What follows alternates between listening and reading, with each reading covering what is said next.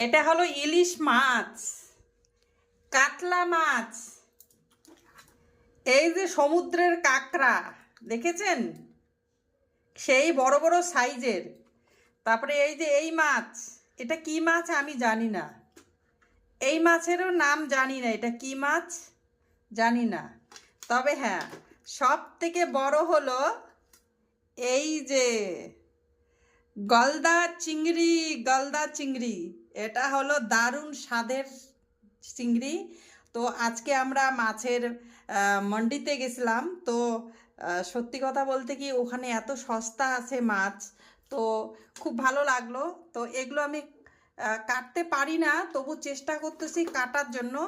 দেখেছেন কত বড় বড় সাইজের হলো মাছ। আর এই যে এই পুঁটি মাছ নেওয়া নেওয়া হয়েছে শুধু ভাজা খাওয়ার জন্য।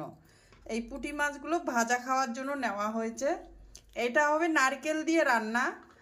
আর এই কাঁকড়া হবে একটা সুন্দর রেসিপি কাঁকড়ার করব, কি করি দেখা যাবে। আজকে ওর গেস্টও আসবে, সেজন্য আজকে অন্য কিছু নাই। আর হবে কাতলা মাছের কি হবে জানি না, তবে ইলিশ মাছের একটা কিন্তু রেসিপি করব আমি। তো দেখতে থাকেন কি ধরনের রেসিপিটা করি, আগে দেখবেন।